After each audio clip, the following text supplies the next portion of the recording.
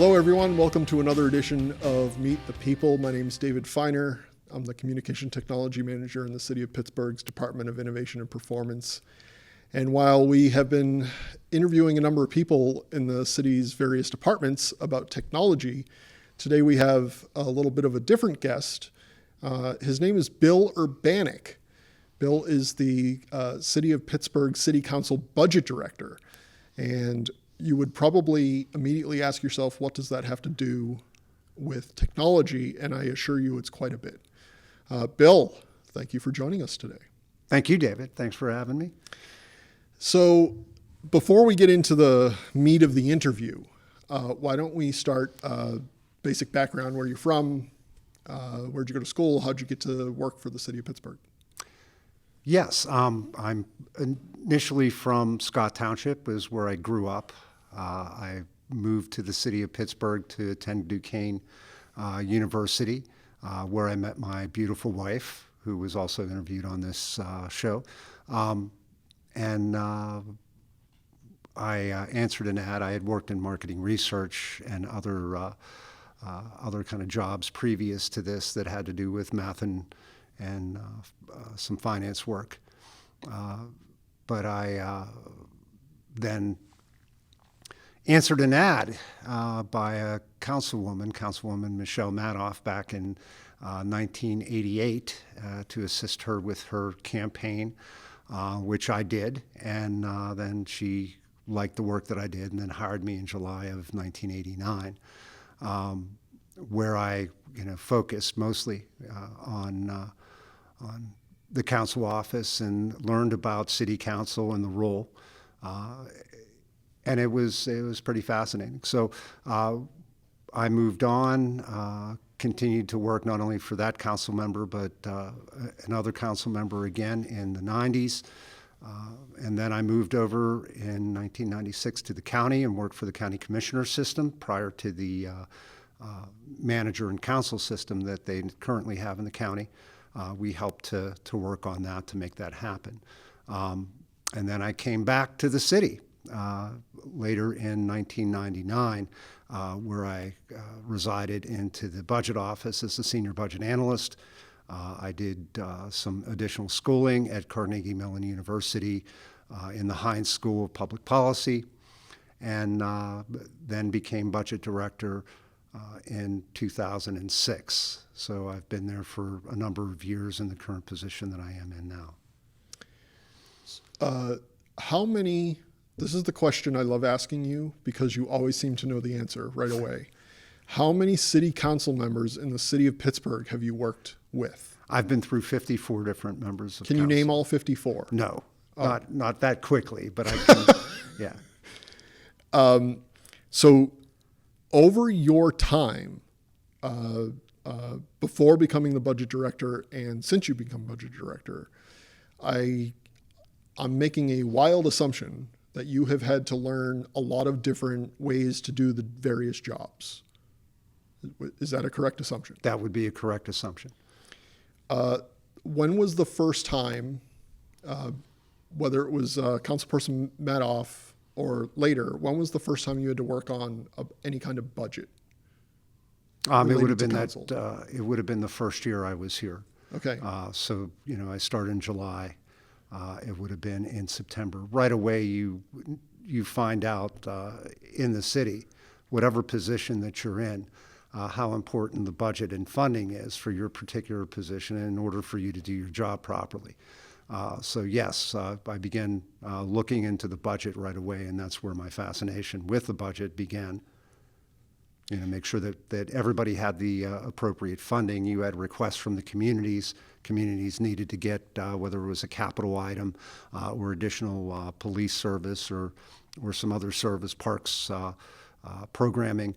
You needed to learn that it was funded, and you needed to find out where that funding was if it wasn't funded and try to get the money to move over. So I learned that process early on very quickly. So what were some of the programs you used to help in the budgeting process back then? Well, basically, we would just ask the community what they want, or the community would be well aware to come to you back in 1990. Folks would let you know you had different hierarchies of folks, whether it was community organization or the committee folks or other entities. So you had the community basically asking you to fund different things. So I imagine, I remember a much younger version of me being taught by my father how to do budgets. I'm assuming I was in high school, and I can remember my father opening up his humongous ledger book and writing in the columns and writing in the lines and making sure everything balanced at the bottom right. And that's how he taught me how to do budgets. And now my wife still makes fun of me. That is how I think of what I think of when I think of budgets. I'm imagining you don't have a ledger book for the city's checkbook. Is that well, actually we do, but it's an electronic ledger. Now, might I say that I was one of the first council aides to have an actual computer. Okay. And I had an old Mac Classic, one of the first ones. Should have saved that thing because it's probably worth a lot of money now. But I ended up having a computer way back when other folks didn't. So that got me moving and saying, hey, we need to begin to move on here and understand things on a different level. Now, at the time, there was a computer program that was homegrown that was called Famous, and that would hold the account information for us. A lot of the processes then were done manually. The actual and final budget was printed out by an automatic typewriter that would have copy paper on it. And then you'd take those things and send them to a printer, and they would, lay out a print job and all that to get it done. Now we have budget printing software, so we have things to help organize the budget in a certain way and make a certain presentation. We have analysis software that is able to allow us to drill down and look at the different accounts and compare them to others.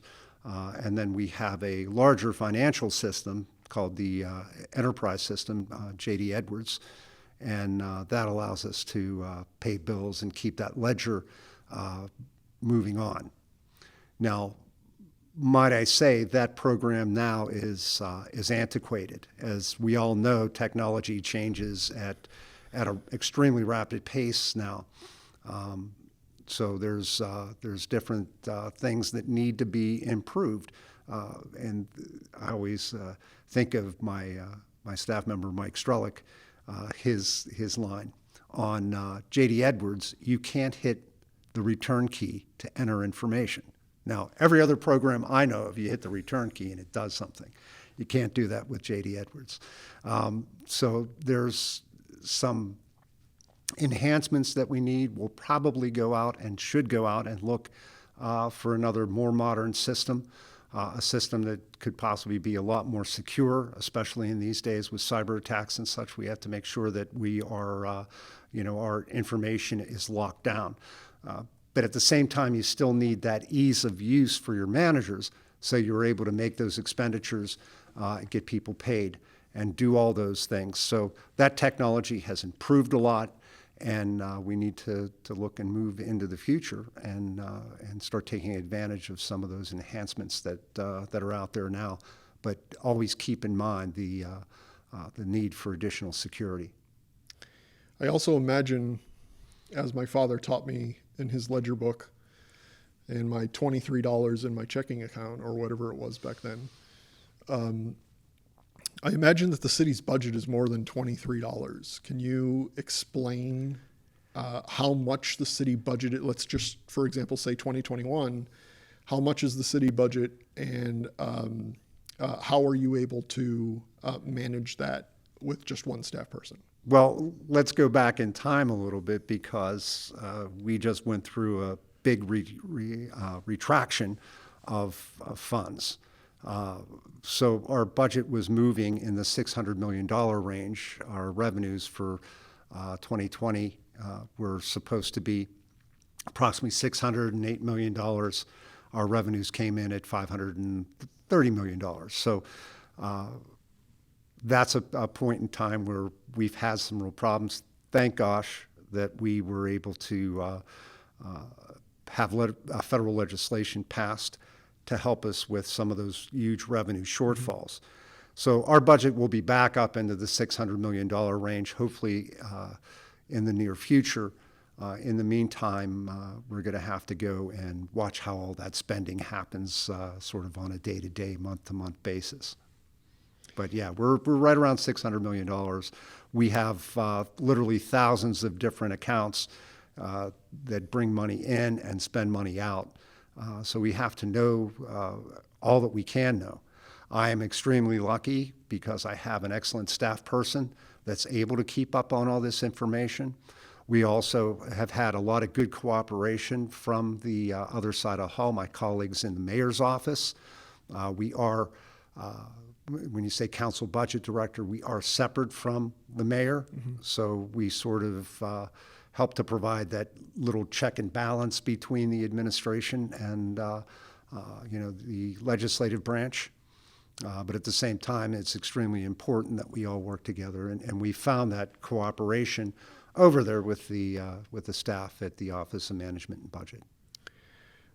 I've been covering local town politics for probably since middle school. I remember the first time I sat behind a camera at a school committee meeting, and I remember them talking about budgets and numbers in the $50 and $60 million range, and how that was just astronomical to my brain back then. And early in my professional career, working around local municipalities with an entire town budget of around $90 million.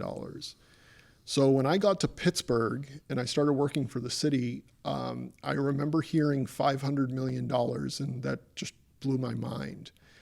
I'm assuming you do not know where every single dollar is at every single moment. This is true. But if somebody came to you and asked you about a certain account, would you have a really good guess, or is that something you would have to look up? Most of the time, I'm going to have to look it up to be specific. Generically, I may know. Okay. Specifically, if it's an issue that has come up previously, we take our time and go ahead and take a look at certain issues that do come past us and things that we know are going to be on the agenda. We look up. So, are you able? How difficult is it?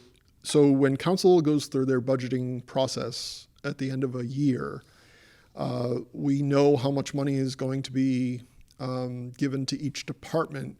But if as a year progresses and council decides they'd like to spend money elsewhere, how are you able to make those changes based on their directives? Well, might I say it depends what the money's and the funding's for. We have two separate budgets. One's an operating budget and one's a capital budget. The capital budget we can amend at any time throughout the year as long as there's a funding source that we can identify for it. And those accounts sort of lapse year to year. They are reallocated. So that money's always there. If I dedicated funds in 2019, it's still going to be available.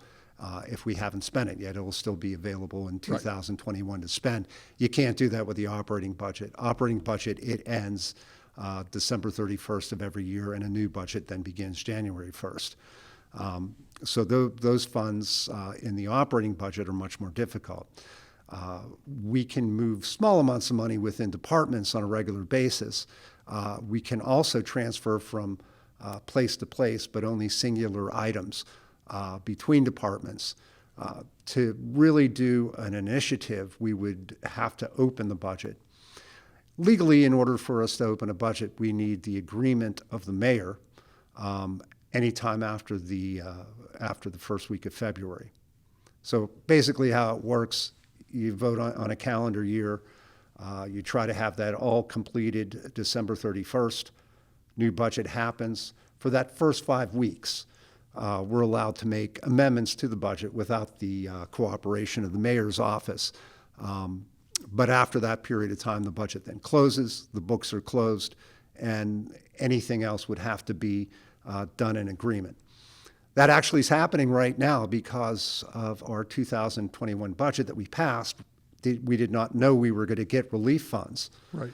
So we are in the process right now of reopening the budget with the mayor's office to make sure that all the employees get paid, including you and I, David. That'd be, Yeah. I thought I was working for free. Yeah, we only have a legal budget until June 30th, and July 1st, our current budget calls for elimination of positions and funding. And that'll be done in open session so that people at home can follow along and see how the city is spending the relief funds. That's correct. And they went to a lot of lengths, and in cooperation with council, we went to a lot of lengths to be able to make sure that all that spending is transparent. It's in a separate trust fund. When that money's released, council votes on it. So the public will clearly see what happens. And that's really important to our job in the council budget office. One of the most important things that we do is try to print a budget, make it easy to read and explain. It's complicated documents, so you got to cut us a little bit of slack. Right. But the information's there, and then we're always available to be able to answer questions of the public as well. How many different accounts does the city have, and are they all in the same bank, or are they spread out? There's a difference. There's a financial system that has 40,000 different entries in it.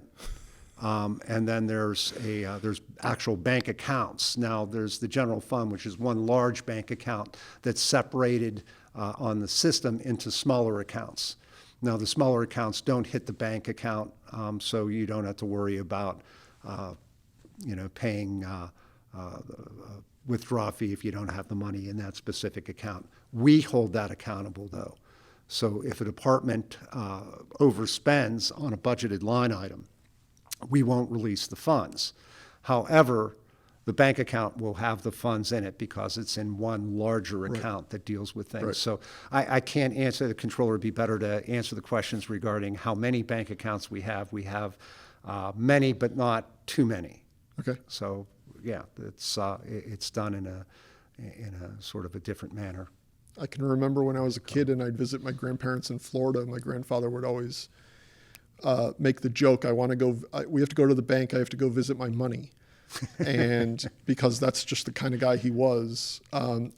So based on what you're saying, we cannot just go down to the closest bank branch across the street and go visit our vault and see how much money we have. That's right. Well, hopefully you can get that information off the system at any time. But no, you can't be a Scrooge McDuck and go open your vault and go swimming in the coins.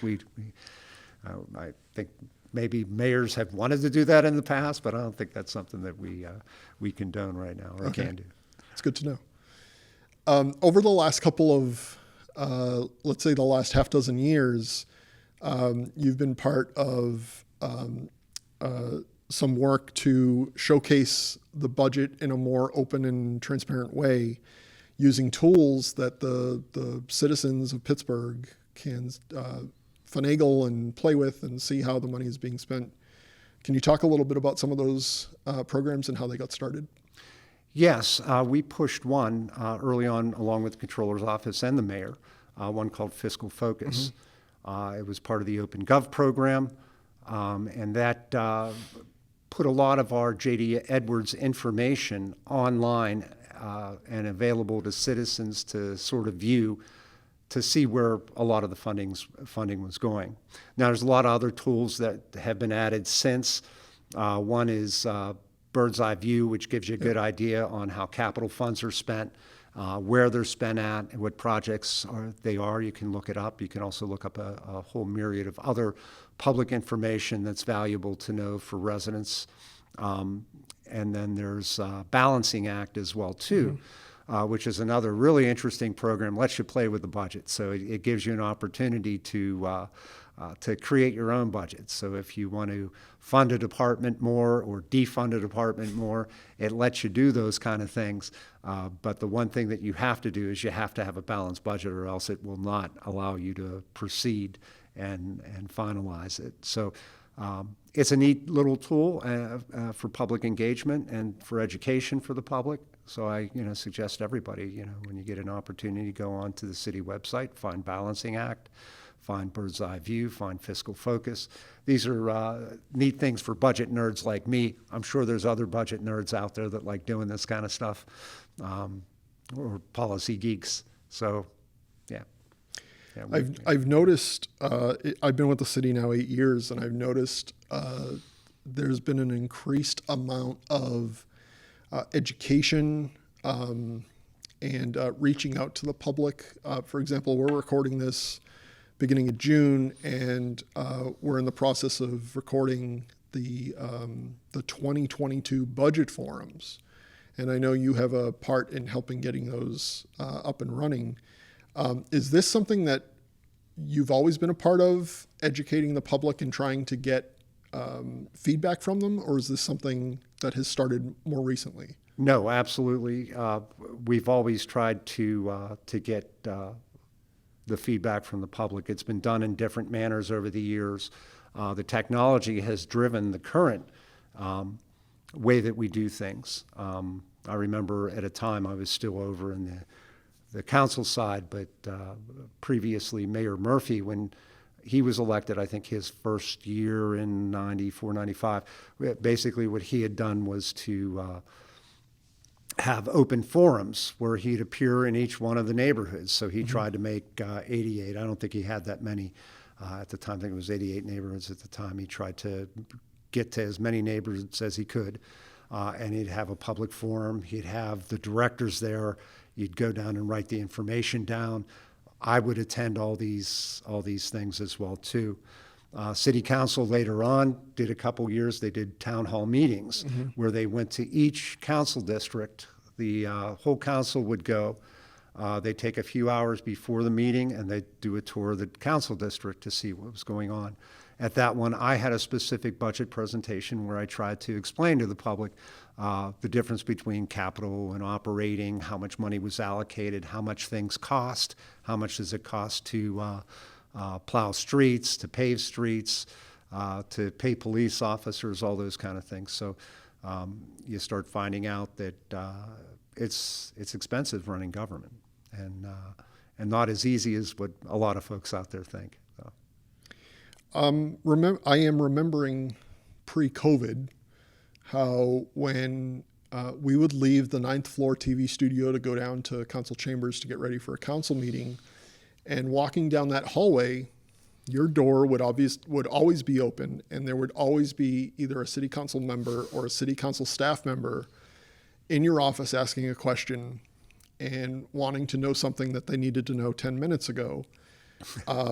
And you always seemed like a little no, I don't want to say overwhelmed, but you always had something to do. Yes. Has your workflow, has your systems, what has changed in COVID? Obviously, people aren't knocking on your front door at your house because I know you're working at home. But how have things changed since COVID for you? I've been getting emails, IMs, and a ton of Zoom meetings. So, yeah, things have changed in person. So I don't get to see people, shake their hands, and do that. But the work continues, has to. The city's got to keep moving on. So. As the city officially moves back into the office, again, we're recording this beginning of June. I'm assuming we'll be back by the end of June, based on what I'm hearing.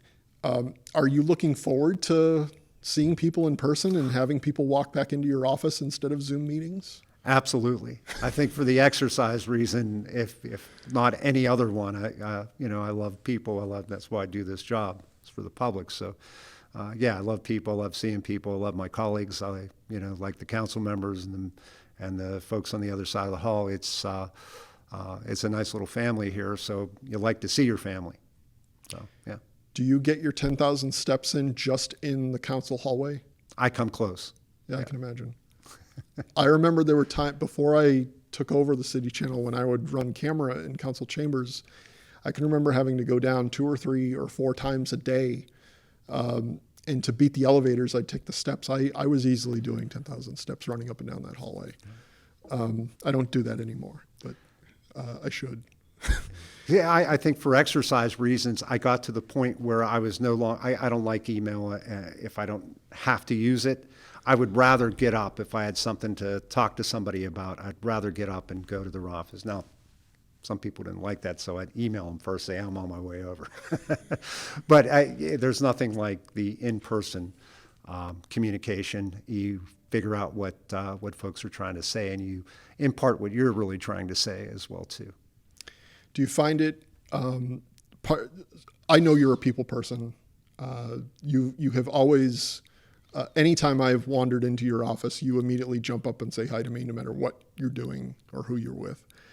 Do you find it difficult, or do you find it easy when a new council member comes in and they are looking for answers to questions that you've heard 53 other times from other council members?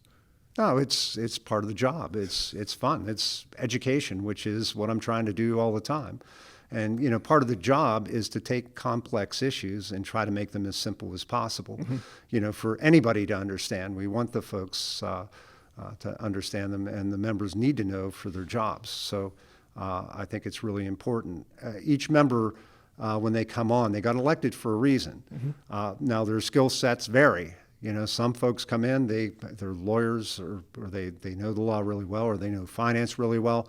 Others don't. Others have more of a grassroots feel on things, and that's why they got elected, and they're the best at doing what they do. But it's our job to fill in those blanks and answer any questions they could possibly have. We want them to do the best job and make the best decisions they possibly can. Who's your favorite council member? All of them. Spoken like a true I politician. love them all. Yes. It's not really political. As I just said, they all bring something different, and their personalities as well too all bring something that's attractive, and that's why people vote for them. And I try to seek out those positive things in all the folks. Who's your favorite city employee? David Feiner, of course, would be it, and right next to Wendy Urbanic, who you should have said her name first. I'm thinking maybe. Yeah, probably. Yeah. By the way, you are the first husband and wife tandem to be interviewed on this very short-running show so far. Yeah. So that's something the two of you should be proud of. Well, I know who the second's going to be, but I won't say anything. Okay. You and Wendy, I called, when I was talking with her on this program, I called the two of you the power couple of the city of Pittsburgh. Is that a fair description of the two of you? We just happen to be married and both work for the city, so I wouldn't call us a power couple. Okay, that's fair.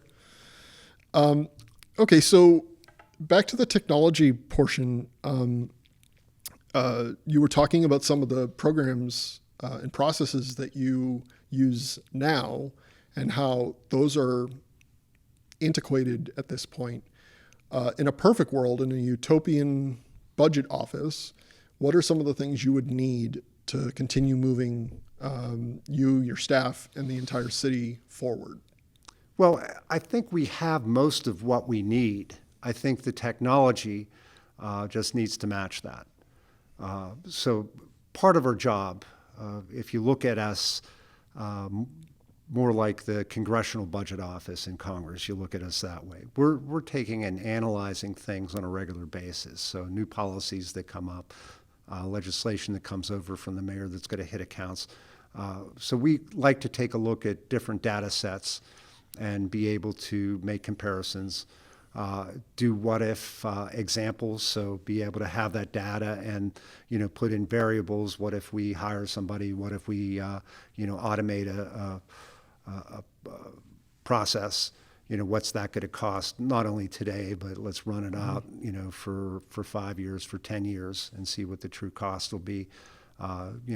Something that the city bought, is that a good idea? What are going to be the expenses and all that kind of stuff down the road? So being able to have that, we have some of that capability now.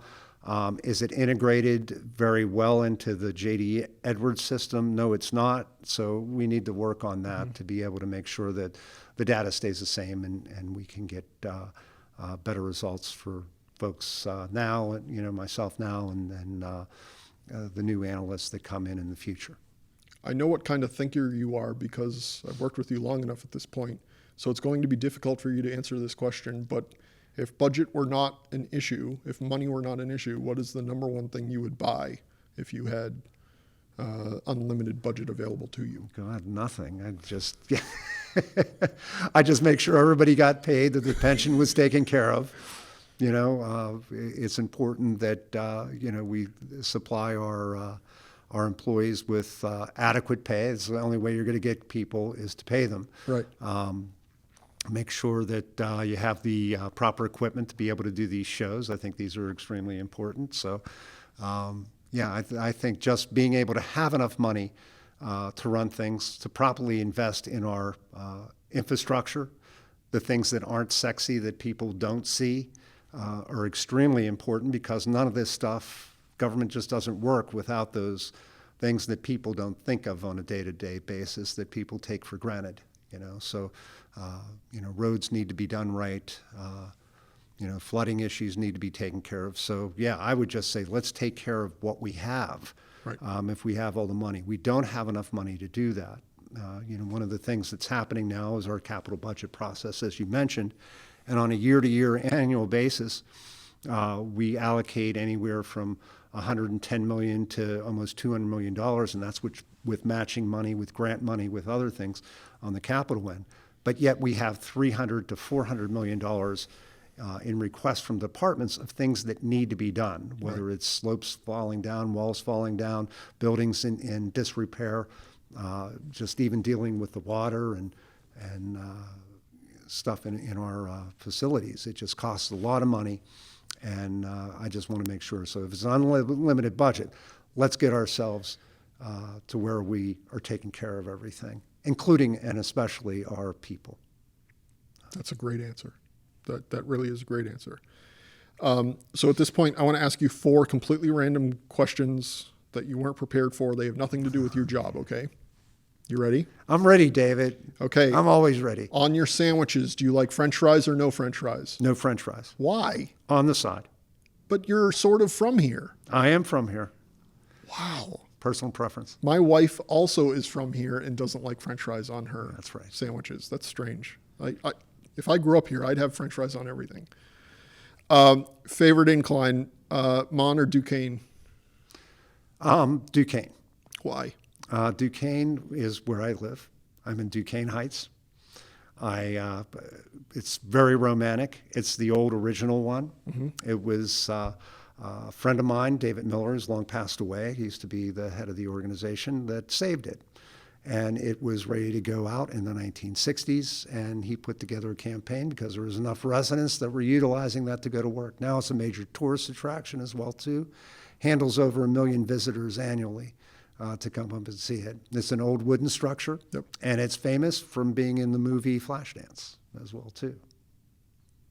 Where Jennifer Biel brought her bike onto the incline, which at the time you weren't allowed to do. Yes. Since then, you are allowed to bring the bike Wow. up. So we saw that. We said, oh, that's fake. They're never going to let it on there. But So I guess the next question has an obvious answer. What's your favorite view of the city? What's your favorite point where you go and look at the city?